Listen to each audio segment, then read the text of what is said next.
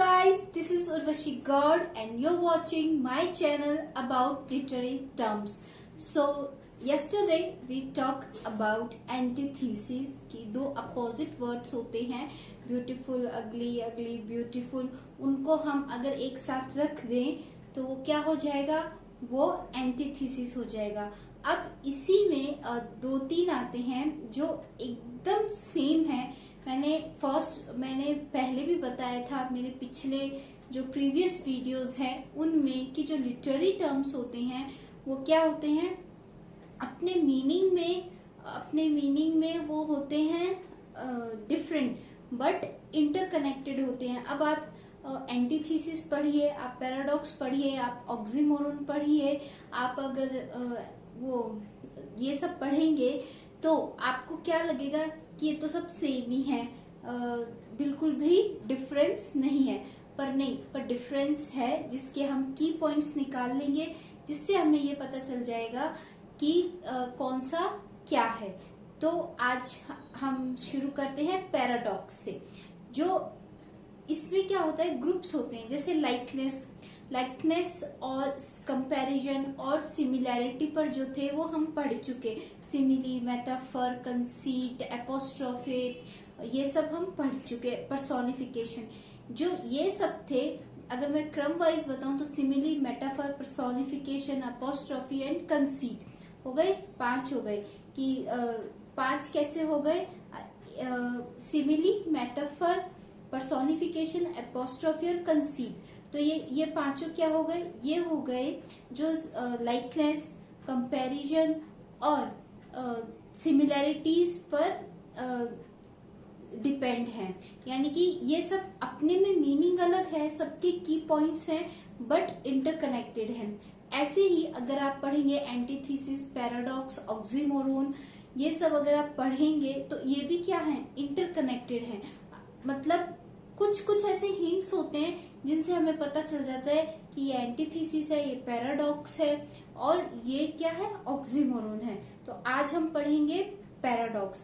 Paradox is like जैसे आप हिंदी में कहते हैं विरोधाभास, तो पैराडॉक्स क्या हो गया, विरोधाभास. विरोधाभास मतलब एक सेंटेंस है, उसके सेंटेंस तो सिंपल है लेकिन एक थोड़ा सा जो वो कहते हैं ना अपन उसमें मतलब एक अलग लैंग्वेज में कहा गया है और उसके पीछे का अर्थ बहुत ही क्या होता है, गहरा होता है, कि गूढ़ अर्थ होता है विरोधाभास के सेंटेंस के पीछे.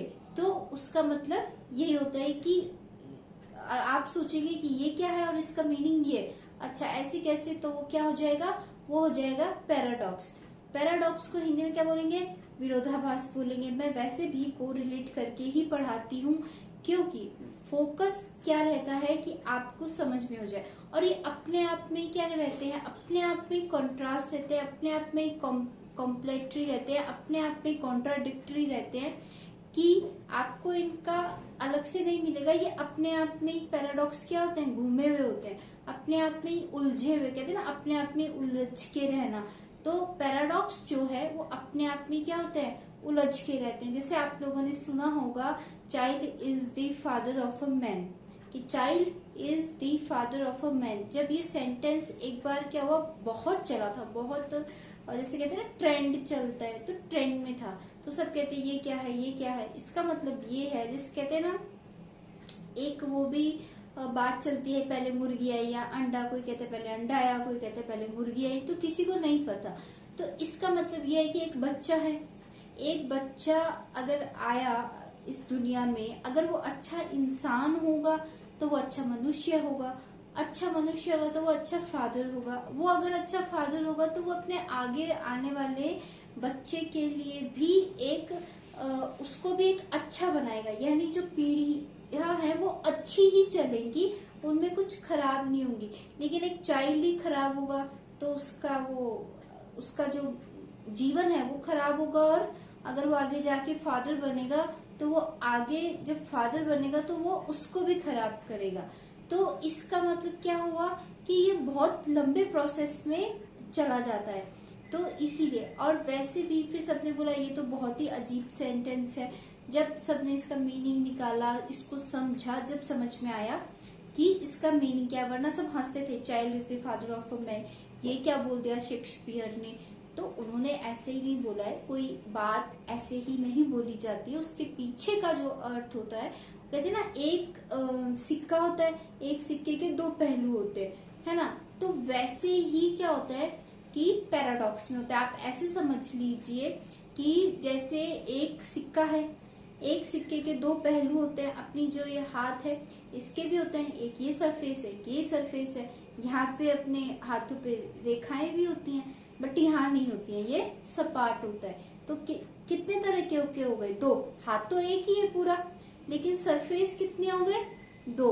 तो वैसे ही इसमें लिखा हुआ है कि बात तो एक ही होती है, पर उसके सरफेस क्या होते हैं, वो सरफेस में मीनिंग क्या होता है, दो तरह के निकल जाते हैं। दो तरह के मीनिंग का निकलने का मतलब है, अब आप कहेंगे मैम मीनिंग तो कितने भी निकाल लो, नहीं, कितने भी नहीं निकलते हैं, मीनिंग एक ही निकलता है। फिर कहेंगे कि मैम मीनिंग तो कितने भी निकाल लो किसी भी चीज के, नहीं, ऐसे नहीं होता। अगर आप एग्जाम्पल्स देखेंगे तब आपको धीरे धीरे समझ में आ जाएगा। अगर आपको कोई चीज समझ नहीं आ रही और अगर आपको वो चीज एग्जाम्पल से समझ में आ रही है, तो आप क्या करिए, आप पैराडॉक्स निकालिए, ठीक है। जैसे इंटरनेट है, जैसे या आपके पास में कोई लिटरेरी टर्म्स की बुक है, तो आप क्या करिए, इंटरनेट निकालिए। इंटरनेट में एग्जाम्पल्स आते हैं पैराडॉक्स के, वो सारे ले लीजिए। अब आपने जिससे पढ़ा है वो बातें ध्यान रखिए। मान लो आपने मेरे से पढ़ा है, तो मैं बोल रही हूँ एक वर्ड, मतलब एक सेंटेंस के दो मीनिंग होते हैं, विरोधाभास होते हैं, है ना, ऐसे। तो आप वो चीजें ध्यान में रखिए, बस एक बार ध्यान कर लीजिए। फिर आप उसके 20 एग्जाम्पल पढ़िए, है ना, ऐसे कंटिन्यूसली कितने एग्जाम्पल पढ़िए, 20 एग्जाम्पल पढ़िए। तब आपको क्या होगा, धीरे धीरे समझ में आ जाएगा। क्योंकि जब कोई फर्स्ट बार ही पढ़ता है तो थोड़ा डिफिकल्ट लगता है, फिर थोड़ा और सीखता है, फिर थोड़ा और सीखता है। हमने भी ऐसे ही सीखा है, सबने ऐसे ही सीखा है कि एकदम से नहीं समझ में आता। अब मान लो एक बच्चा है, आप उसको बैट बॉल दे दो तो उसको नहीं समझ में आएगा, वो कैसे भी मारेगा। फिर आप उसको प्रैक्टिस कराएंगे, आप उसको अच्छे से, मतलब पहले घर पे प्रैक्टिस कराएंगे, फिर आपको लगा इस पे टैलेंट है तो आप उसको बाहर भेजते हैं, फिर वो और निखरता है और निखरता है, फिर कोई सिलेक्ट हो जाता है, आईपीएल में सिलेक्ट हो जाते हैं, कोई इंडियन टीम में सिलेक्ट हो जाते हैं। अच्छा, जो इंडियन टीम में सिलेक्ट होते हैं उनमें कुछ खास क्वालिटीज होती हैं, हर आईपीएल वाला इंडियन टीम में नहीं हो सकता। जैसे मैं आपको एक बात इसी में बोल दूं कि आईपीएल में जा सकते हैं, बट हर आईपीएल वाला इंडियन टीम में नहीं हो सकता, नहीं हो सकता ना। काम तो दोनों का क्या है, एक ही है। इस तरह से समझिए, इस तरह से इस चीज को अंडरस्टैंड करिए कि मैं एक लाइन बोल दूं आपको, जैसे कि डांस तो सबको आता है, सबको आता है डांस करना, है ना।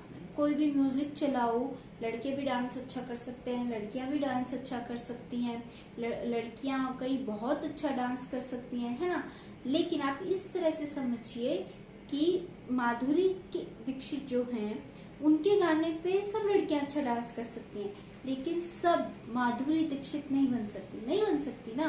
तो वही बात है कि हर आईपीएल जो खेलता है वो क्रिकेटर होता है, बट हर आईपीएल खेलने वाला इंडियन टीम में सिलेक्ट नहीं हो सकता, चाहे वो बैट्समैन हो, वो बॉलर हो, वो फील्डर हो, वो कोई भी हो। लेकिन हर कोई क्या नहीं हो सकता, प्रॉपर इंडियन टीम की वो जो ड्रेस होती है उसमें शामिल नहीं हो सकता।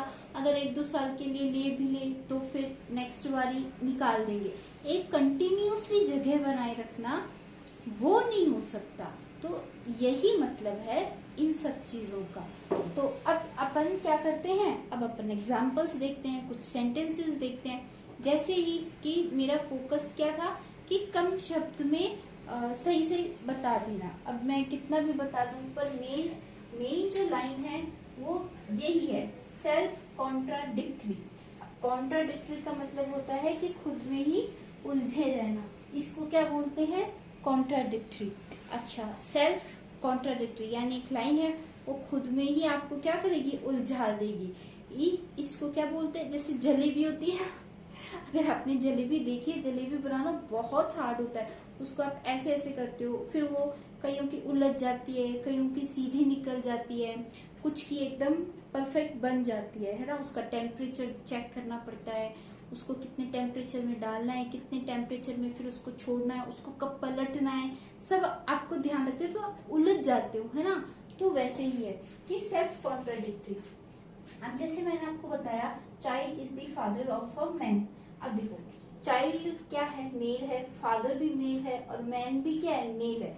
इसका मतलब अगर ये चाइल्ड है और ये ग्रो कर रहा है और अगर ये अच्छा मनुष्य नहीं बना, तो फिर अगर ये फादर बनेगा, है ना, एक बच्चा है, एक चाइल्ड है, मान लो ये उसने, अब क्या होता है कि जैसे मैंने आपको मेरे एक वीडियो में बताया था कि आप थोड़ा दिमाग खोलिए कि काम सब करते हैं, है ना। जैसे मान लो मैंने उस वीडियो में ये बताया था कि एक बिल्डिंग होती है, उसमें काम लेडीज भी करती हैं, बच्चे भी करते हैं, है ना। तो all the work is done by man. तो उस मैन का मतलब होता है कि जितने भी लोग लगे, चाहे वो औरत हो, चाहे वो कोई भी हो, उन सबका कंट्रीब्यूशन होता है ना। तो वैसे ही है कि इसमें चाइल्ड का मतलब बच्चा, गर्ल चाइल्ड होगी अगर वो अच्छी लड़की, फिर वो ग्रो कर रही है, फिर वो अच्छी लड़की नहीं बनी और वो अगर आगे जाके माँ बनेगी, तो वो जो भी बनेगी, चाहे वो उसके एक वो हो, एक बॉय चाइल्ड हो या गर्ल चाइल्ड हो, बॉय चाइल्ड हो या गर्ल, वो उसको, वो कहते ना, अगर आप खुद अच्छे नहीं हो तो आप अपने बच्चे को क्या परवरिश दोगे। कई तो बच्चे खुद बिगड़ जाते हैं, तो भी नाम आ जाता है कि अरे माँ बाप ने कुछ सिखाया नहीं, क्या कैसी परवरिश दी है। पर कई बार क्या होता है कि माँ बाप सिखाते सिखाते भी बच्चे क्या होते हैं, गड़बड़ हो जाते हैं। तो इसका मतलब उसने जो बोला है वो यही है, child is the father of a man. कि एक चाइल्ड है, मान लो बॉय है, फिर वो मैन बना और फिर वो क्या बना, फादर बना। तो अगर तीनों ही चीज सही होगी तो ये फादर बनेगा, तो इसके आगे वाली पीढ़ी भी क्या होगी, सही होगी। लेकिन अगर ये खुद भी सही नहीं होगा तो इसके आगे वाली पीढ़ी भी सही नहीं हो सकती, वो नहीं हो सकती। तो वो ये कोई कोई कोई होता है कि जैसे वो कहते हैं ना कि कभी कभी आपने ये भी सुना होगा कि कहाँ राक्षसों के घर एक देव मानुष पैदा हो गया। जैसे कि हिरण्यकश्यप है, वो कितना कहते हैं भाई खराब था या जो भी था, है ना, बट उनके घर किसकी पैदाइश हुई, नारायण के भक्त की, भक्त प्रहलाद की क्या हुई, उस भक्त प्रहलाद का जन्म हुआ, है ना। तो वैसे भी हो जाता है जिंदगी में, और वैसा जिंदगी में होता भी है कि कई माँ बाप बहुत अच्छे होते हैं, बहुत अच्छे होते हैं कई माँ बाप, पर उनके बच्चे आप देखेंगे बहुत अजीब होते हैं। मैं ये नहीं कह रही लड़के ही, लड़कियां भी। और कभी कभी आप देखेंगे कि बच्चे बहुत अच्छे होते हैं, लेकिन आपको लगेगा यार ये बच्चा या बच्ची कितनी अच्छी है, पर इसके माँ बाप देखो, है ना। कभी कभी ऐसे सोच पड़ जाती है, तो मतलब इसे थिंक करने लग जाते हैं। तो वही बात है कि अब फिर अपन क्या करते हैं, अपन उसी चीज में उलझ जाते हैं, है ना, कि यार ऐसे कैसे हो गया कि, है ना, ये गर्ल है या ये बॉय है, वो तो बहुत ही अच्छे हैं पर माँ बाप उतने अच्छे नहीं है, या माँ बाप बहुत अच्छे हैं पर बच्चे अच्छे नहीं है ना। तो दोनों तरफ से हो सकता है, तो वही बात है। तो अब इसमें क्या है, he is the best teacher who teaches nothing. अब आप कहेंगे कि अच्छा बेस्ट टीचर कैसे हुआ, जिसने कुछ पढ़ाया ही नहीं, जिसने कुछ सिखाया ही नहीं, वो बेस्ट टीचर कैसे हुआ। ये लिखा हुआ है, he is the best teacher who teaches nothing. अब इसका मतलब ये हुआ, आपने जैसे इंटरव्यूज देखते हैं आप, अगर बड़े बड़े लोगों के, बड़े बड़े जो सेलिब्रिटीज हैं उनके, या जो भी हैं, मैंने एक बात सुनी थी सोनम कपूर से। उन्होंने ये बोला था कि सोनम कपूर है या सोनाक्षी सिन्हा, दोनों में से कोई एक है, उनकी मदर, क्योंकि वो बहुत ज्यादा वेट में थी, बहुत ज्यादा उनका वेट पुट ऑन हो गया था।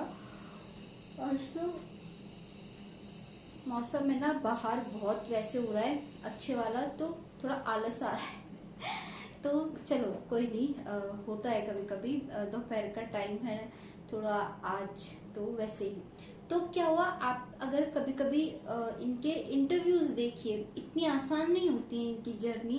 अगर आपने वेट पुट ऑन कर लिया है इतना ज्यादा, तो उसको कम करना, कम करने के बाद मेंटेन करना बहुत हार्ड होता है।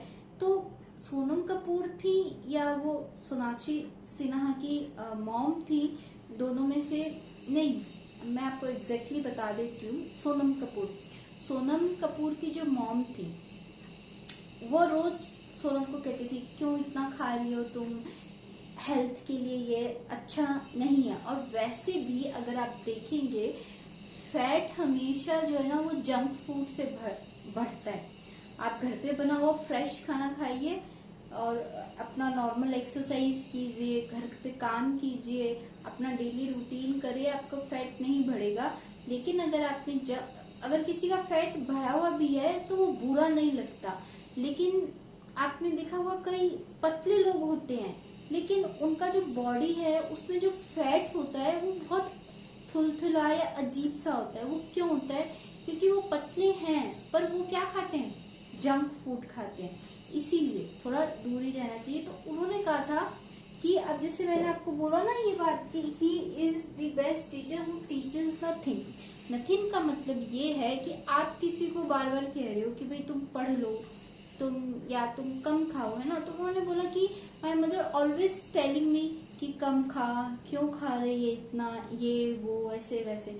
तो क्या कि है ना, एक दिन मेरी मम्मा ने सोचा कि मैं इसको कहूंगी ही नहीं, दोनों में से किसी एक की थी। तो उन्होंने ये सोचा कि मैं अब इसको कहना ही बंद कर दूंगी। तो उन्होंने बोला कि ठीक है, आज से तुम्हारी जो मर्जी है खाओ, मैं कहूंगी ही नहीं कि ये मत खाओ, वो मत खाओ, या ये एक्सरसाइज करो या वो एक्सरसाइज करो, मैं कुछ नहीं कहूंगी, तुम्हारी मर्जी आए जो तुम करो। तो उन्होंने ऐसे गुस्से में बोला। तो कहते ठीक है। तो वो उसको ऐसे लगा कि यार मम्मा कुछ कहेगी नहीं। और दूसरे दिन से सच में उनकी मदर्स ने उनको मना, कुछ खा ही नहीं, हाँ हाँ खा लो। तो उनके अंदर मन में आ गया कि यार मम्मी तो कह नहीं रही, पर हाँ पर वो कहती तो सही थी। तो अब इंसान क्या हुआ, अपने आप में उलझ गया।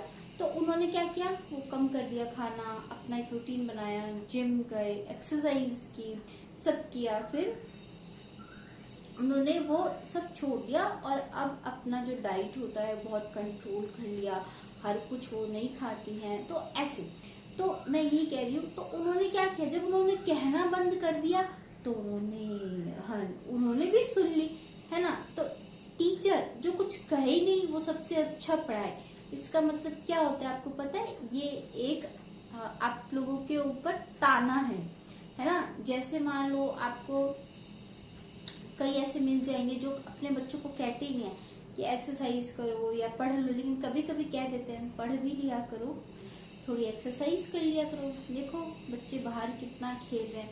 तो उनका इतना ही कहना वो बच्चों पे क्या हो जाता है, असर पड़ जाता है। तो इसका मतलब क्या होता है, यही है कि अगर आप ज्यादा कहोगे ना किसी पे कोई असर नहीं पड़ेगा, लेकिन आप नहीं कहोगे ना तो वो क्या हो जाएगा, वो ज्यादा असर पड़ेगा।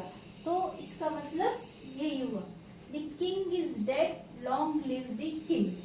अब इसमें क्या हो गया, इसमें दो चीजें बता दी, कि डेड भी बता दिया और फिर क्या बोल रहे हैं, लॉन्ग लिव द किंग। इसका मतलब ये हुआ कि उन्होंने, जिन्होंने कहा है, उन्होंने बहुत अफसोस करके कहा है। अफसोस करके इसलिए कहा है कि यार किंग तो मर गया, काश वो और जी पाता। Long live the king. Long live the king का मतलब होता है कि इसमें the king is dead, long live the king. इसका मतलब पता है आपको क्या हुआ, अमर होना। जैसे कि आप, अगर आपको पता है, आप आज भी हिस्ट्री में ये पढ़ते हैं कि अकबर की वाइफ कौन है, अकबर ने क्या क्या काम किए, अकबर ने कौन से मतलब जो मॉन्यूमेंट्स हैं वो बनवाए। आप जैसे शाहजहां, उन्होंने ताजमहल बनवाया, सॉरी शाहजहां हैं, उन्होंने ताजमहल बनवाया। आप ये पढ़ते हैं, स्थापत्य कला पढ़ते हैं कि मौर्य काल में जो कैसी स्थापत्य कला थी, या जो है कि जो दूसरा काल था गुप्ता पीरियड में कैसी स्ट्रक्चर बनी थी, क्या क्या मॉन्यूमेंट्स बने थे, कितने मंदिर बने थे, आप ये सब पढ़ते हैं। तो इसका मतलब क्या हुआ कि जो इंसान है वो तो मर गया, लेकिन वो क्या था? किंग। तो लॉन्ग लिव द किंग, यानी कि ये जो किंग ने जो काम किए हैं, इसने जो काम किए हैं जनता के लिए, वो उपाधि उसके लिए क्या रहे? हमेशा रहे। यानी कि आप काम ऐसे करो कि अगर आप दुनिया से चले भी जाओ तो भी आपका नाम हो, इसका मतलब ये हुआ। ठीक है, लॉन्ग लिव द किंग, यानी कि अब आगे वो जाए तब भी उसको वो बहुत तरक्की मिले, और ये सब होता है। There is no one so poor as the wealthy miser. ये क्या है? There is no one so poor as the wealthy miser, यानी कि कोई भी इतना गरीब नहीं है दुनिया में जितना पैसे वाले कंजूसी कर देते हैं। मीजर का मतलब क्या होता है? कंजूसी करना। और वेल्दी, वो भी वेल्दी, इसका मतलब ये है कि अगर अपन कहते हैं ना, अरे कितो पैसो है थोड़ो तो, पर वो क्या होता है? वो निकलता नहीं है। किससे नहीं निकलता? जेब से। तो कई होते ना कंजूसी करते हैं कि पसंद तो चीज 1000 रुपए की आई पर लाएंगे 200-300 की, है ना? तो वो ऐसे ही। The less she ate, the fatter she got। अब इसका मतलब क्या हुआ कि जितना वो कम खाएगी उतनी ही मोटापा बढ़ जाएगा। जैसे कि कहते भी हैं कि अगर आप कम खाएं, कम खाने का मतलब है एक टाइम के बाद आपको है ना कुछ खा लेना चाहिए, वरना आपका फैट बढ़ने लग जाता है। तो इसका मतलब उसको एक बार शांत कर लेना चाहिए अपनी भूख को। तो इसका मतलब यही होता है। तो हमने क्या पढ़ा? सेल्फ कॉन्ट्राडिक्टरी, यानी कि अपने आप में ही उलझा हुआ है। तो आज के लिए बस इतना ही, हम इसके आगे अब कल पढ़ेंगे। Thank you, welcome, please like, comment and share.